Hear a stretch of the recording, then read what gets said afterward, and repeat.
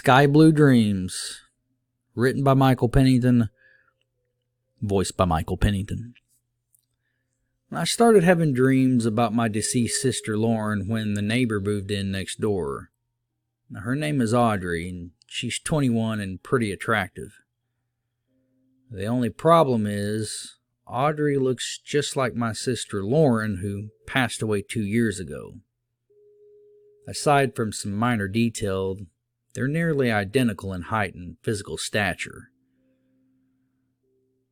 My sister Lauren had dark, brown eyes with black hair, a shapely face, and a petite figure. As a big brother, I was always fighting the guys off of her. Audrey, on the other hand, has blue eyes and black hair, and the same facial structure as Lauren had. Even my parents, who have grown to like Audrey, have commented on how eerie the resemblance is. My sister was my best friend. When she died, I lost a part of me that I'll never get back. I know everybody handles grief differently. Most people are never quite the same after losing a loved one. But I'm not even close to being the man I was before Lauren's untimely death. I've been to counseling and I'm currently on depression medication, but I'm still lost without my sister. I was her protector and she was my best friend. The dreams started out beautiful, but the more I dreamed, the sadder the situation became. Because I would fall into more of a depression as the dreams were a constant reminder of Lauren. About a week after Audrey's arrival, I began to dream that Lauren was alive and we were again doing the things we used to do together. Fishing, camping, playing sports, and even lame things like hanging out with our parents on Saturday night. Then I would wake, sit up in bed with a short-lived glimmer of happiness, only to realize it had yet been another dream. Then I'd hate myself for being unable to cope with the loss.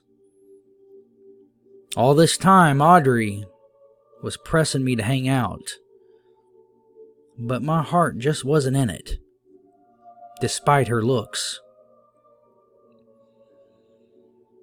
Then the dreams got more bizarre. Audrey started to appear in my dreams, and in the beginning, I could never be too sure because, like everybody else, I tend to forget my dreams. But I had thought she was trying to seduce me or even kill me in my dreams. Every time I would dream about Audrey, Lauren would either find a way to leave the scene of the dream or just not make an appearance at all. Then there would be only Audrey in my dreams. And then soon I was able to remember the dreams because they had become terrifying nightmares. Most of these reoccurring nightmares, Audrey would be standing at the edge of a cliff. A large white moon would glimmer through a majestic forest below, with the most spectacular, vivid blue sky you could ever imagine. She would beckon me to come to the edge with her. I started to remember more and more how in the dream I wanted to go to her, but I knew nothing good would become of it. I knew that if I walked to that edge, I was ultimately walking to my death, and I would fall, or I would be pushed. You know what they say, if you die in your dreams, you die in real life. I began to do some research outside the box. My psychologist and psychiatrist both shrugged it off as a way of me coping, but I knew better than that. The dreams were too vivid, too real, and too frightening. But you couldn't tell that to a scientific man. I finally talked to a psychic who told me that it sounded as though Audrey were a sorcerer, possibly a modern-day witch, who was trying to project herself into my dreams. The psychic asked if there was a reason that Audrey may be angry at me, and I told her that I had rejected Audrey's advances. Though she was stunningly beautiful, and I wasn't ready to be in a relationship with my mental health going down the toilet. The psychic said that this was Audrey's way of revenge, and since I had rejected her, she wanted me dead. Audrey had become obsessed with me and was scorned upon my rejection. Killing me in a dream would mean no liability or consequence because nothing could be proven. Apparently, witches don't like rejection, and maybe there is such a thing as the perfect murder. Besides, even if I were in the right mind frame for a relationship, Audrey looks and acts too much like Lauren. It's almost as if my sister has been reincarnated into my next door neighbor. The psychic told me that Audrey was in it for my soul, and that she was using my sister as a means of a weak point. At first, this seemed too far-fetched. But as the weeks passed and the dreams turned into haunting nightmares, I began to believe this theory. And to make matters worse, Audrey began to act stranger around me. She would get off work in the afternoon and come right over, wanting to talk, wanting to hang out, pressing me for attention, and just acting crazy. All this right about the time I had spoke with the psychic. It finally got to the point to where I told my parents to tell her I wasn't home, and I avoided her at all costs. After about a week of this, my nightmares of Audrey increased even more, and my dreams of my sister had all but stopped. Audrey would be at the edge of the cliff with the sky sparkling that blue haze, encouraging me to come forward. "Come on, Joe," she'd say, always wearing the same short, white see-through nightgown, her hair being tossed back in the wind. "You know you want to. I'm only trying to help you, to make it easier for you. You should have given me a chance, Joe." And then she would break out into this mad laughter, and I would wake up, sweating up a storm, my heart racing. My own research had shown me that she was performing a ritual called dream leaping. This was basically the same explanation as the psychic had given, and it seemed weird, but I didn't have nothing else to go on at this point. I had to believe it.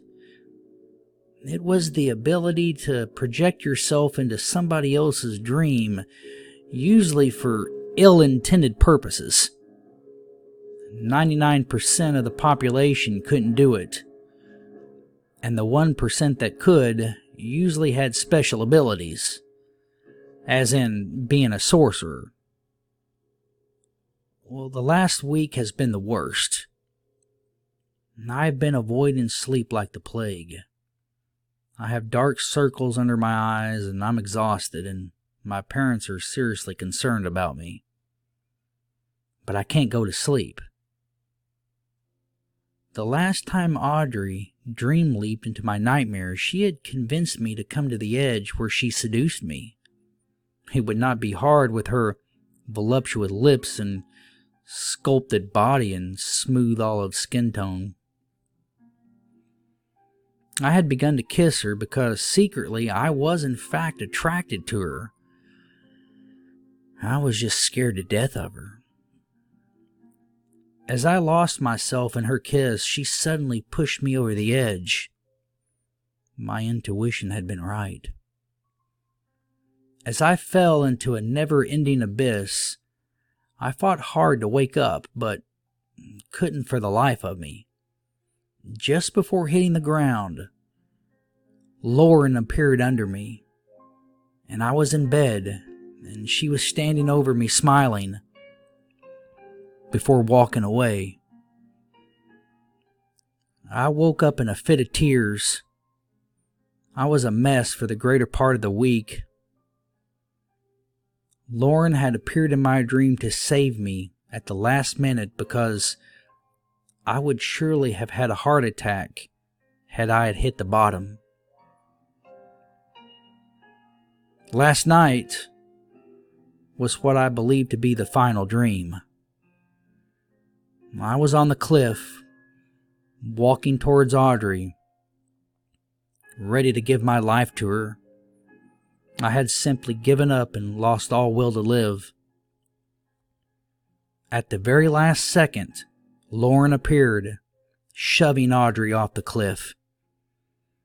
I heard Audrey's horrific cries as she descended into the blackness. My sister turned to me and said, "Joe, it's okay.